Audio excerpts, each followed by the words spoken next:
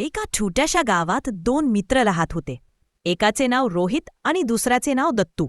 दोघेही एकाच शाळेत जात असतात, पण दोघांच्या स्वभावात खूप फरक होता. दत्तू अभ्यासू, वेळेवर गृहपाठ करणारा होता, तर रोहित मात्र आळशी, खेळण्यात वेळ घालवणारा, अभ्यासाकडे दुर्लक्ष करणारा. शाळेत शिक्षक त्याला वारंवार रागवत, कधीकधी शिक्षा देखील देत. काळ गेला, दिवस सरले आणि दोघे मोठे झाले. दत्तूने मेहनतीने शिकून चांगले शिक्षण घेतले आणि नोकरीसाठी गावाबाहेर गेला. काही वर्षांनी तो मोठ्या कंपनीत अधिकारी झाला, तर दुसरीकडे रोहित अभ्यास न केल्यामुळे गावातच राहिला. शिक्षण नसल्यामुळे कोणीही त्याला चांगले काम देत नसे. दिवसांदिवस तो अधिक गरीब आणि असहाय्य झाला. एकदा दत्तू सुट्टीत गावाला आला. तिथे त्याची भेट रोहितची झाली.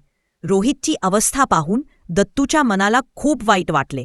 तो म्हणाला, "अरे रोहित, तू अभ्यासाकडे लक्ष दिलं असतं तर आज तुझीही चांगली नोकरी झाली असती. पण चिंता करू नकोस, मी आहे ना." दत्तूने त्याला आपल्या कंपनीत रोहितला कामाला ठेवले. कामाचा काम बरोबर त्याने रोहितला शाळेत पुन्हा दाखल करून दिले. मेहनत करत करत काळ लोटला. रोहित शिक्षणाने आणि कामाने बदलला. तो चांगला, सुसंस्कृत माणूस झाला आणि हे सर्व फक्त दत्तूच्या मदतीमुळे शक्य झाले. खरा मित्र तोच जो कठीण वेळी साथ देतो. अशाच नवनवीन अपडेट्ससाठी आपल्या चॅनलला सबस्क्राईब करा आणि बेल आयकॉन दाबायला विसरू नका. थँक्स.